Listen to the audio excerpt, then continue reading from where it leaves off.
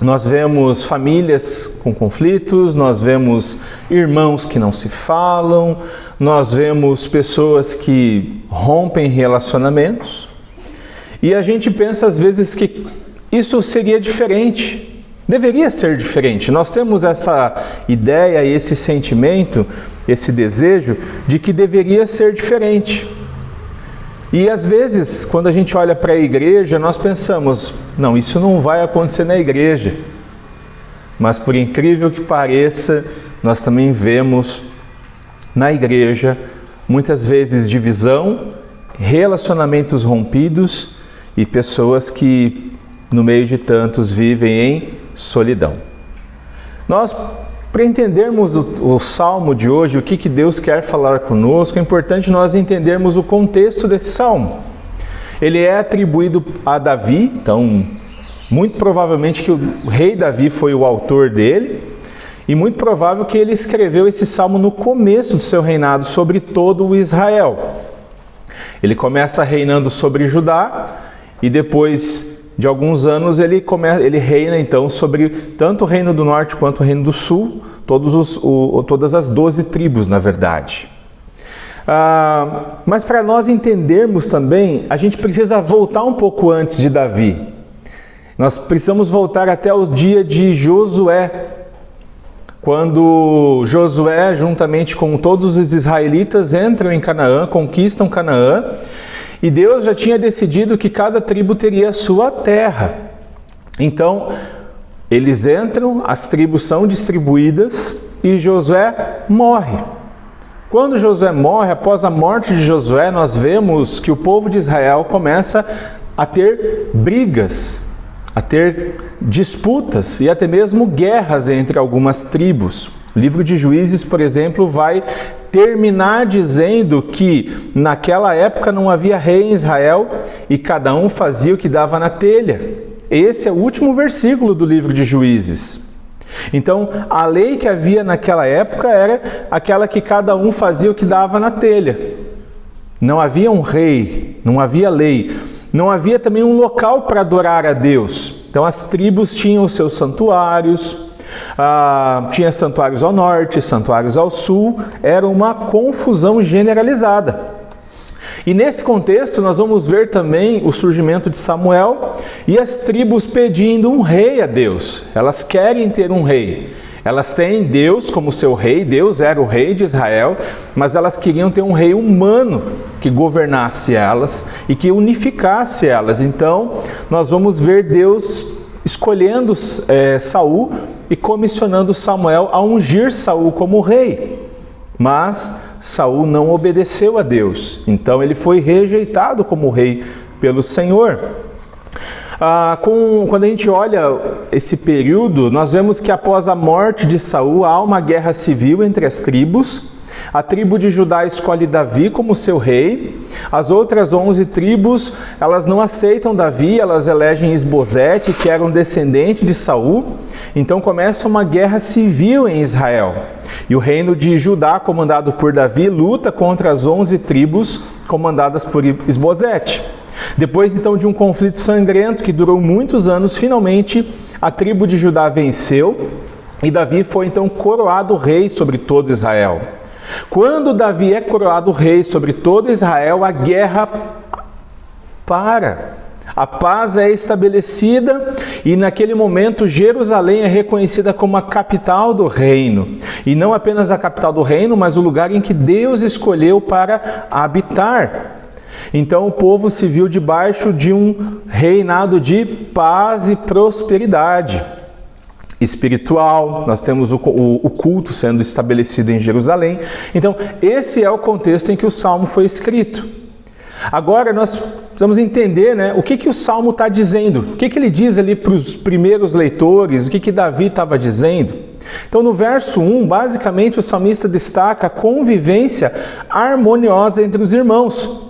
E quando ele está falando de irmãos aqui, ele não está falando apenas em irmãos de sangue. Ele está falando de irmãos se referindo às 12 tribos de Israel. Então ele olha para aquela paz, para aquela harmonia que há entre as 12 tribos, e ele diz quão bom e quão agradável é quando os irmãos vivem em união, em agradável união. Finalmente as tribos estão unidas, cada tribo tem o seu território, mas elas convivem de forma pacífica umas com as outras. Não há mais disputa, não há guerras. Isso é muito bom e agradável para o salmista e todo o povo de Deus. Então eles tinham agora um único rei e isso dava identidade, unidade à nação de Israel. Não tinha mais guerra, agora era paz. Isso no verso 1. O verso 2 e 3, Davi ele vai usar duas ilustrações para reforçar o que ele diz no verso 1. Então, a agradável união das tribos é ilustrada como o óleo da unção que é derramado na cabeça de Arão ou do sacerdote, que escorre por sua barba, que molha a sua roupa, e também como o orvalho do Hermon. O óleo da unção ele era derramado na cabeça do sumo sacerdote e ele escorria. A gente não sabe quanto de óleo que era derramado, se era só uma gotinha ou se era um jarro de azeite. Mas a verdade é que se você não seca o óleo, ele começa a escorrer. Não sei se o Fernando já foi ungido com óleo alguma vez, já derramaram óleo na sua cabeça. Mas quando se derrama óleo na cabeça de alguém assim, se você não secar, ele escorre. Vai escorrendo. Então ele ilustra a união das tribos dessa forma. Da mesma forma que o azeite, ele percorre todo o corpo, e não apenas o corpo, mas as vestes do sacerdote, essa é a união do povo de Israel naquele momento.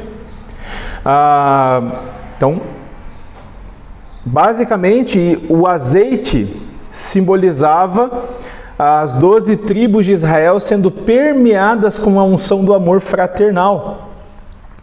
E o Monte Hermon? Bom, o Monte Hermon ficava ao norte e Sião, Jerusalém, ficava ao sul.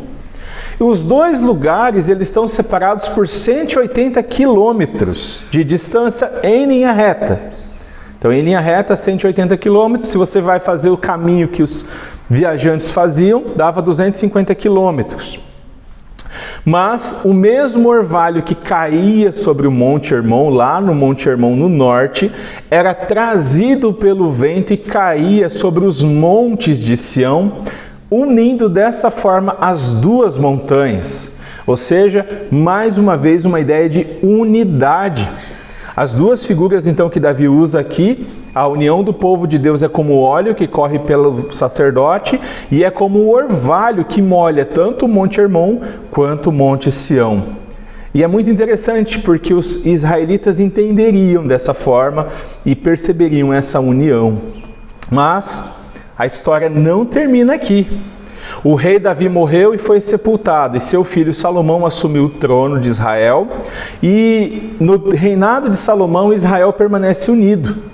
Israel está em paz e prosperidade enquanto ele governa. Mas Salomão morre e Roboão, seu filho, assume o trono, e então Israel novamente se divide. Então os filhos de Salomão brigaram entre si, o reino do norte se separa com a maioria das tribos e estabelece um novo santuário, uma nova capital em Samaria, e depois nós vamos ver que tanto o reino do norte quanto o reino do sul vão ser exilados. E a partir daquele momento, ou seja, dessa divisão das tribos, nós vemos os profetas que vêm logo em seguida anunciando a vinda de um Messias. A vinda de um Messias que unificaria novamente as 12 tribos de Israel. E essa história ela vai se desdobrando até o nascimento de Jesus Cristo, o verdadeiro descendente de Davi. O que nos conecta com os primeiros leitores desses salmos, cantores desse salmo e até mesmo com o povo de Israel? Basicamente, a nossa comunhão com Deus ela foi rompida por causa do pecado. E porque nossa comunhão com Deus foi rompida por causa do pecado, a nossa comunhão com o povo de Deus, com os outros, com o próximo, com aqueles que carregam a imagem de Deus, também foi rompida por causa do pecado. Mas em Cristo nós somos reconciliados com o Pai, inseridos em sua família e passamos então a viver em harmonia e comunhão com os demais filhos de Deus. Então esse sermão, como é que nós vamos caminhar, né? Até aqui foi o contexto, a explicação, mas tem algumas implicações esse sermão. Esse salmo ele aponta para aquilo que iria acontecer, aquilo que aconteceu e aquilo que iria acontecer. Então, nós fomos criados para uma comunhão horizontal e vertical. O pecado destrói essa comunhão que o homem tem com Deus e afeta todos os seus relacionamentos.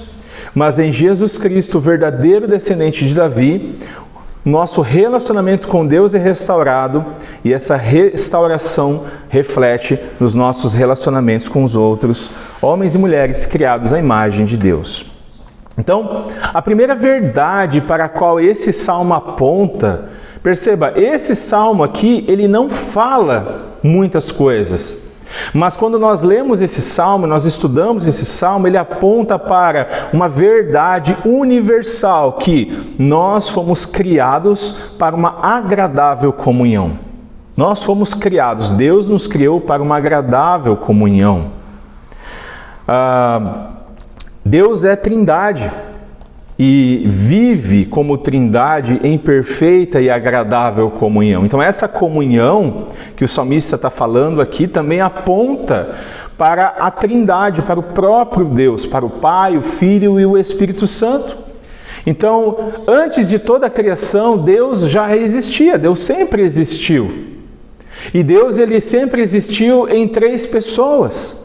O Pai, o Filho e o Espírito Santo sempre existiram.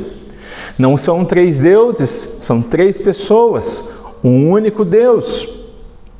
E esse relacionamento entre essas 3 pessoas da Trindade sempre foi perfeitamente harmonioso.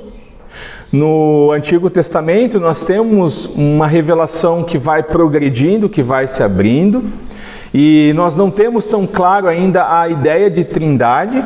Mas quando nós chegamos ao Novo Testamento, nós percebemos com clareza que Deus é Trindade. Por exemplo, em João capítulo 1, versos 1 ao 5, o apóstolo João registra o Filho de Deus da seguinte forma: no princípio era aquele que é a palavra, ele estava com Deus e era Deus. Ele estava com Deus no princípio. Todas as coisas foram feitas por intermédio dele. Sem ele, nada do que existe teria sido feito. Nele estava a vida, e esta era a luz dos homens. A luz brilha nas trevas, e as trevas não a derrotaram. Ou seja, Jesus é a encarnação do Filho de Deus. Ele estava no princípio com Deus. Quando nós vamos ao batismo de Jesus, lá no Rio Jordão, nós também vemos ali de forma visível a Trindade novamente. Nós vemos o Filho de Deus, a encarnação de Deus, do Filho de Deus sendo batizado. Nós vemos uma pomba, o Espírito Santo num formato de pomba descendo sobre o Filho de Deus. E nós vemos Deus, o Pai, rasgando os céus para declarar para todo mundo que estava lá que Jesus é o seu Filho amado e nele Deus, o Pai, tem prazer. E no Evangelho de João, quando nós olhamos o Evangelho de João, nós percebemos também que em seu ministério nós temos o registro de algumas orações que Jesus faz ao Pai. E em todas essas orações que Jesus faz ao Pai, nós percebemos uma agradável comunhão, ou seja, a comunhão que sempre existiu entre a Trindade agora fica expressa e está registrada nas páginas do Novo Testamento. Essa comunhão de Jesus, o Filho, com o seu Pai, ela não começa na encarnação, mas ela se torna visível na encarnação. E nós temos acesso a essa comunhão agradável. Em João, por exemplo, João 17, nós percebemos algumas falas de Jesus. Ele diz assim ao Pai: como tu estás em mim e eu em ti. Aí ele vai dizer: assim como nós somos um. E ele vai dizer: como igualmente me amaste. E ele diz também: a glória que me deste, porque me amaste antes da criação do mundo. Ou seja, o amor do Pai pelo Filho, o amor do Filho pelo Pai é visível. Mas nós fomos criados por Deus, a sua imagem e semelhança, para refletirmos também essa agradável comunhão em nossos relacionamentos. Então, a comunhão do Pai, do Filho e do Espírito Santo, ela deveria refletir na nossa vida também. Ela não seria sem o pecado, talvez ela seria uma comunhão agradável para sempre. Deus nos criou assim. E Deus, quando cria o ser humano, Ele não cria para suprir alguma carência que ele tinha, afetiva. Pelo contrário, Deus cria o ser humano para a sua glória. Em Gênesis capítulo 1, verso 26, Moisés vai registrar da seguinte forma: então disse Deus, façamos o homem à nossa imagem, conforme a nossa semelhança. E no verso 27 diz assim: criou Deus o homem à sua imagem, a imagem de Deus o criou, homem e mulher os criou. Então, nós fomos criados à imagem de Deus, conforme a semelhança de Deus. Então, se Deus, ele vive, a Trindade vive em perfeita harmonia, significa que essa perfeita harmonia, essa agradável harmonia, também se expressaria em nossos relacionamentos. Deus compartilhou conosco a capacidade de nos relacionar. Então, a Trindade, Deus, ele é relacional. O Pai se relaciona com o Filho e com o Espírito Santo, e o Filho se relaciona com o Pai e com o Espírito Santo. Então, essa capacidade de relacionamento, Deus compartilha com a sua criação, com a coroa, na verdade, de sua criação, que é o ser humano. Nós não vemos esse relacionamento, por exemplo, entre os animais. O relacionamento que nós temos uns com os outros é muito diferente do relacionamento que os animais têm entre si. Então, Deus nos cria seres relacionais. E como seres relacionais, Deus nos cria com a capacidade também de nos relacionarmos com Deus, para termos uma agradável comunhão com Deus e com os homens que carregam a imagem de Deus. Nós fomos então criados para essa comunhão uns com os outros. Os nossos relacionamentos foram criados para refletir a comunhão agradável da Trindade. Nós fomos criados para experimentar uma agradável comunhão com Deus e com os homens, mas algo terrível aconteceu. O pecado destruiu essa agradável comunhão. De modo que, quando o salmista fala, é como óleo precioso derramado sobre a cabeça que desce pela barba, a barba de Arão até as suas golas, a respeito dessa união, isso já não se torna mais algo natural. Naturalmente nós somos quebrados, naturalmente nós somos manchados pelo pecado e os nossos relacionamentos são manchados pelo pecado também. Então a segunda verdade para a qual esse salmo aponta é: o pecado destruiu a nossa agradável comunhão com Deus e com aqueles que carregam a imagem de Deus. Isso aconteceu lá no Jardim do Éden, quando Adão escolheu pecar. E quando Adão escolheu pecar, ele destrói a agradável comunhão que ele tinha com Deus. Quando nós olhamos para Gênesis capítulo 3, a gente não sabe como que era em detalhes antes do pecado o relacionamento de Deus com o primeiro casal. Mas pelo padrão aqui de Gênesis 3, em que Deus no final do dia vem se encontrar com o homem, é muito provável que eles tinham uma agradável comunhão.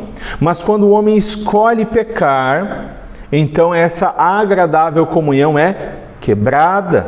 E aí, num contexto de pecado, quando Deus vem até o homem, a reação do homem é se esconder. É como quando a Sara apronta alguma coisa e ela se esconde da mamãe e do papai, porque ela sabe que a mamãe e o papai vão puxar a orelha. Não é verdade?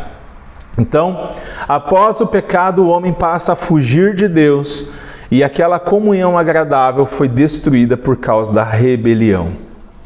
E Adão ele é o nosso cabeça, ele é o nosso representante. Então, Por causa do pecado de Adão, nós nascemos pecadores. Nós nascemos mortos em nossos pecados e nós fugimos e tentamos nos esconder do Criador. Por quê? Porque nós amamos mais as trevas do que a luz. E em Gênesis capítulo 3, versos 22 ao 24, nós vemos o resultado inicial dessa quebra de união e de comunhão. A palavra de Deus diz: Então disse o Senhor Deus: Agora o homem se tornou como um de nós, conhecendo o bem e o mal. Não se deve, pois, permitir que ele tome também do fruto da árvore da vida e o coma, e viva para sempre. Por isso o Senhor Deus o mandou embora do jardim do Éden para cultivar o solo do qual fora tirado. Depois de expulsar o homem, colocou a leste do jardim do Éden querubins e uma espada flamejante que se movia guardando o caminho para a árvore da vida. Então, o primeiro resultado visível dessa quebra de comunhão entre Deus e o homem, por causa do pecado de Adão, é que Adão e Eva são expulsos do paraíso. Eles são expulsos da presença de Deus. Deus fecha aquele lugar, coloca anjos com espada de fogo e não quer mais que o homem entre naquele lugar. Porque se o homem entrasse naquele lugar, ele comeria do fruto da árvore da vida e viveria eternamente. Não era para nós morrermos. E nós morremos por causa do pecado, porque o salário do pecado é a morte. O resultado então do pecado foi a inimizade do homem com Deus, mas também a inimizade do homem com aqueles que carregam a imagem de Deus. Por exemplo, quando você olha para um ser humano, quando você olha para a Sarinha, quando você olha para o Fernando, para o Ademir, para a Sheila, você está vendo ali alguém que carrega a imagem de Deus. Isso você não vê num cachorro. Por mais fofinho que seja um cachorro, ou por mais fofinho que seja o Anjo e a Platina, os gatinhos do Fê, você não vê a imagem de Deus nesses animais. Eles não carregam a imagem de Deus. Mas é interessante perceber que o pecado quebrou os nossos relacionamentos, destruiu os nossos relacionamentos. Nós passamos a odiar e muitas vezes, em alguns casos, como nós vemos em Gênesis 4, a matar aqueles que carregam a imagem de Deus. Então, quando nós saímos de Gênesis 3 e vamos para Gênesis 4, nós vemos que após o pecado, após ser expulso do paraíso, Adão e Eva têm um filho chamado Caim. Tempos depois, eles têm outro filho chamado Abel. É bem provável que eles continuassem tendo algum tipo de adoração a Deus naquele período. E que eles ofereciam algum tipo de oferta a Deus, um animal ou alguma coisa, por exemplo, de colheita a Deus, como oferta de gratidão ao Senhor. Deus havia feito o primeiro sacrifício, matando um animal para poder cobrir Adão e Eva. Então, provavelmente por causa disso, eles tinham esse costume também de oferecer a Deus outros animais e outras coisas como ofertas agradáveis. Então, em Gênesis 4:8, nós temos o relato ali da morte de Abel. Disse, porém, Caim a seu irmão Abel: vamos para o campo. Quando estavam lá, Caim atacou seu irmão Abel e o matou. Caim matou Abel num contexto de culto. Os dois estavam num culto. Num culto. Eles estavam adorando a Deus. Abel estava adorando a Deus. A inimizade com Deus se reflete claramente na inimizade que nós temos com aqueles que carregam a imagem de Deus. A Bíblia diz então que o ser humano nasce inimigo de Deus e o reflexo dessa inimizade com Deus ela é vista nos nossos relacionamentos. O pecado chegou até nós também. Não há nenhum ser humano que não tenha sido contaminado com o pecado. Quando nós olhamos para Gálatas capítulo 5, verso 19 e em diante, nós temos ali as obras da carne e o fruto do Espírito. E olha que interessante, são das 15 obras da carne que Paulo cita, 8 obras afetam diretamente os nossos relacionamentos. Perceba as obras que afetam os nossos relacionamentos: ódio, discórdia, ciúmes, ira, egoísmo, dissensões, facções e inveja. 8 de 15 obras afetam os nossos relacionamentos com outras pessoas que carregam a imagem de Deus. Então, a forma como nós nos relacionamos com aqueles que carregam a imagem de Deus revela a gravidade do nosso pecado, revela a profundidade do pecado em nossa vida. Certa vez, Jesus, ele vai dizer que tudo que nós fazemos por outras pessoas, pelos pequeninos, nós estaríamos fazendo a ele também. E em 1 João capítulo 4, verso 20 e 21, diz assim: se alguém afirmar, eu amo a Deus, mas odiar seu irmão, é mentiroso, pois quem não ama seu irmão a quem vê, não pode amar a Deus a quem não vê. Ele nos deu este mandamento: quem ama a Deus, ame também seu irmão. Meus irmãos, o pecado destruiu a agradável comunhão que tínhamos com Deus e com aqueles que carregam a imagem de Deus. Mas o amor de Deus é maior do que o nosso pecado. Você pode repetir? O amor de Deus é maior que o meu pecado. Em Cristo, a agradável comunhão é restaurada.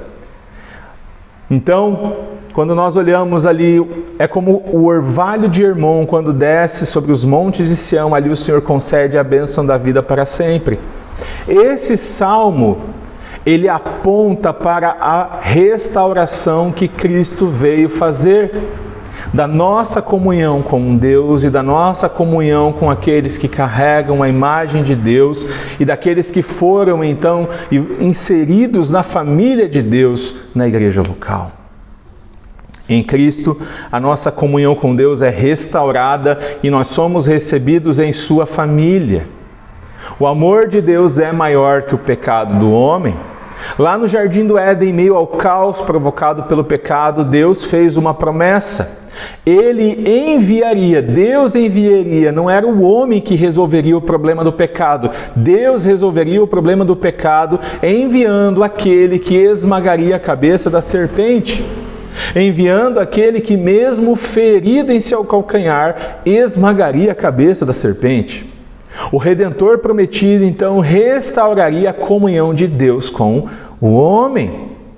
Desde aquele momento, então, a humanidade aguarda ansiosamente a vinda do Messias. Quando Abraão olhou para o dia do Messias, ele se alegrou. Quando Davi olhou para o dia do Messias, ele se alegrou. Os profetas anunciaram a sua vinda. E no tempo certo, na plenitude dos tempos, o Filho de Deus encarnou. E ele veio com o propósito de restaurar a nossa comunhão com Deus. Porque uma vez que a nossa comunhão com Deus fosse restaurada, a nossa comunhão com aqueles que carregam a imagem de Deus também seria restaurada. E por uma obra miraculosa do Espírito Santo, o Filho de Deus nasceu da Virgem Maria. E ele se fez carne e habitou entre nós. Ele veio para salvar o seu povo dos seus pecados. Jesus veio para dar a sua vida em resgate de muitos. Ele nunca pecou, mas morreu no lugar dos pecadores que um dia creriam em seu nome. Em Efésios 2, a palavra de Deus diz que nós estávamos mortos em nossos delitos e pecados. Nós estávamos mortos, mas Deus, que é rico em misericórdia, pelo grande amor que nos amou, deu-nos vida em Cristo, quando nós estávamos mortos. Então, em Cristo, nós encontramos restauração de um relacionamento com Deus, com o Criador. Além de em Cristo recebermos o perdão do pecado, nós somos também recebidos na grande família de Deus. Em João, capítulo 1, diz assim: contudo, aos que o receberam, aos que creram em seu nome, deu-lhes o direito de se tornarem filhos de Deus, os quais não nasceram da descendência da carne, nem pela vontade humana, nem de homem algum, mas nasceram de Deus. O unigênito do Pai se torna o primogênito entre muitos irmãos. Por nossas obras? Não, pela fé. Por nossos méritos? Não, pela graça. Para nossa glória? Jamais, para a glória de Deus somente. E agora, reconciliados com Deus, nós passamos a viver em perfeita e agradável comunhão com os demais filhos de Deus. Um dos efeitos visíveis da nossa reconciliação com Deus mediante a obra de Jesus Cristo, é a reconciliação que nós experimentamos com aqueles que carregam a imagem de Deus, em especial os seus filhos. Por meio de Cristo, através da obra do Espírito Santo em nosso coração, nós somos então capacitados, nós recebemos capacidade de amar e de perdoar aqueles que carregam a imagem de Deus, principalmente quando estes também são filhos de Deus, filhos adotados de Deus, quando eles fazem parte dessa família de Deus. Orando ao Pai, Jesus vai pedir para que todos sejam um, Pai, como Tu estás em mim, eu em Ti, que eles também estejam em nós, para que o mundo creia que Tu me enviaste. O que Jesus está orando aqui é que quando o mundo olhar para a igreja e ele ver unidade naquele corpo, o mundo crerá que Deus enviou a Jesus. Essa é a beleza da igreja. Quando nós somos reconciliados com Deus, mediante a obra de Jesus Cristo, nós passamos então a produzir fruto do Espírito. Não por nossa força, esforço ou nossa capacidade, mas porque nós somos capacitados pelo Espírito de Deus que agora habita em nosso coração. Em Gálatas 5, 22 em diante, diz assim: mas o fruto do Espírito é amor, alegria, paz, paciência, amabilidade, bondade, fidelidade, mansidão e domínio próprio. Contra essas coisas não há lei. Os que pertencem a Cristo Jesus crucificaram a carne com as suas paixões e os seus desejos. Se vivemos pelo Espírito, andemos pelo Espírito também. Não sejamos presunçosos, provocando uns aos outros e tendo inveja uns dos outros. Então, da mesma forma que o pecado, ele afeta todos os nossos relacionamentos, a nova vida em Cristo também afeta todos os nossos relacionamentos. O fruto do Espírito é tornado visível por 9 elementos. E desses 9 elementos do fruto do Espírito, 6 estão diretamente conectados na forma como nós nos relacionamos com outras pessoas. Por exemplo, amor, paciência, amabilidade, bondade, mansidão e domínio próprio. Então, quando nós somos capacitados pelo Espírito Santo, ele produz em nós o fruto do Espírito. Diante de tudo que nós ouvimos até aqui, meus irmãos, nós precisamos fazer um teste, nós precisamos avaliar nosso coração e nossa vida e a forma como nós estamos vivendo nesse mundo. Só existem 2 tipos de pessoas no mundo: aquelas que ainda estão em inimizade com Deus e aqueles que foram reconciliados com Deus mediante Jesus Cristo. Em qual grupo você está? Em 1 João, capítulo 3, verso 14, a palavra de Deus diz: sabemos que já passamos da morte para a vida, porque amamos nossos irmãos.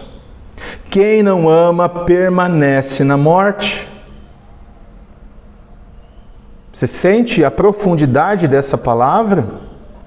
Sabemos que já passamos da morte do grupo que está morto nos seus pecados, do grupo que está em inimizade com Deus, e agora nós fazemos parte do grupo que teve o seu relacionamento com Deus restaurado, do grupo que recebeu vida em Cristo Jesus, porque amamos nossos irmãos.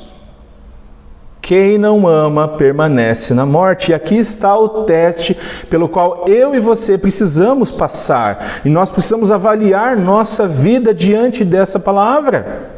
A forma como nós nos relacionamos com os nossos irmãos é um indicativo de como está o nosso relacionamento com Deus.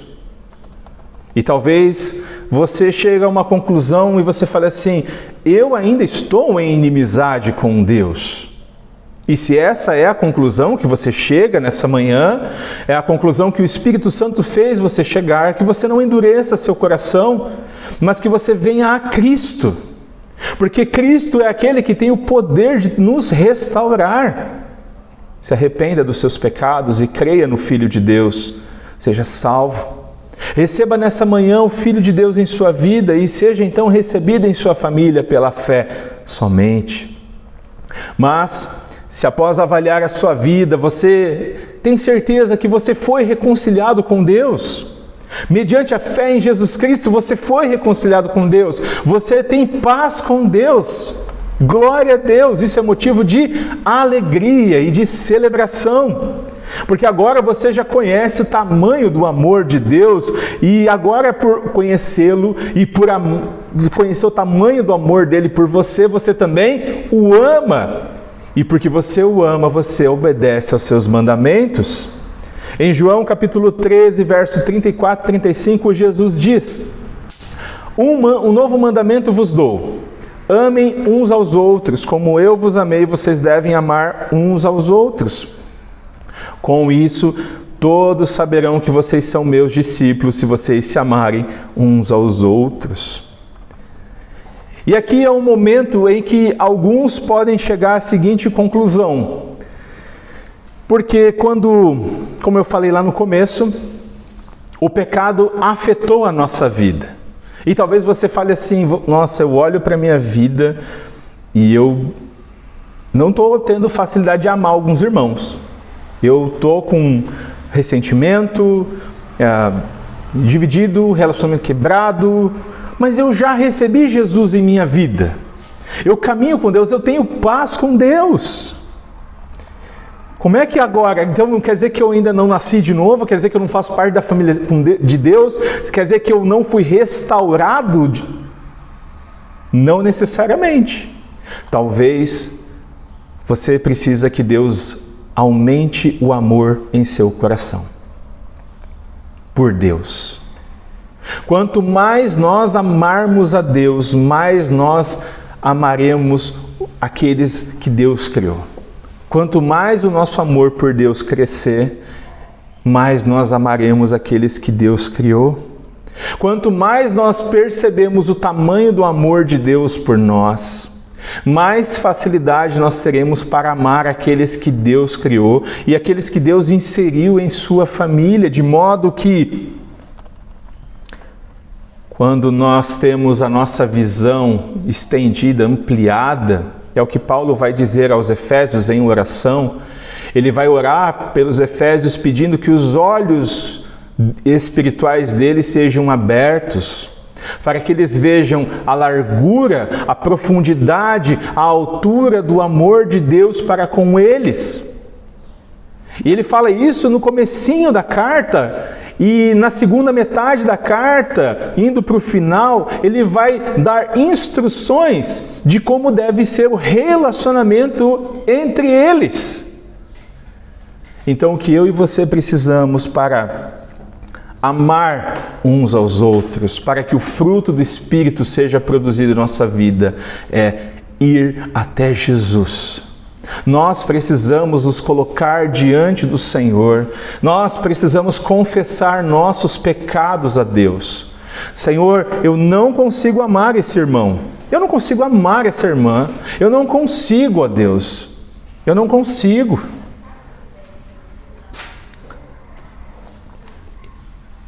Além disso, nós precisamos confessar nossos pecados. Nós devemos confessar nossos pecados uns aos outros para que sejamos curados. Porque quando nós temos a noção do nosso pecado, o tamanho do nosso pecado, ele fica grande para nós, e nós temos o tamanho do amor de Deus que é maior que o nosso pecado, nós então sentimos, experimentamos a alegria de receber graça, misericórdia. E quando nós recebemos graça e misericórdia, nós somos empurrados por Deus para refletir na vida de outras pessoas graça e misericórdia. Nós somos levados para isso. A esperança do Evangelho é que Deus começou uma boa obra em sua vida. Se você creu em Jesus Cristo, se você se rendeu a Jesus Cristo e você confia em Jesus Cristo, Ele começou a boa obra. Uma obra de santificação, uma obra de transformação. E nessa obra, Ele capacita você a amar outras pessoas quebradas e pecadoras como eu e você. É Ele que capacita, é o amor de Deus no nosso coração que transborda nos nossos relacionamentos.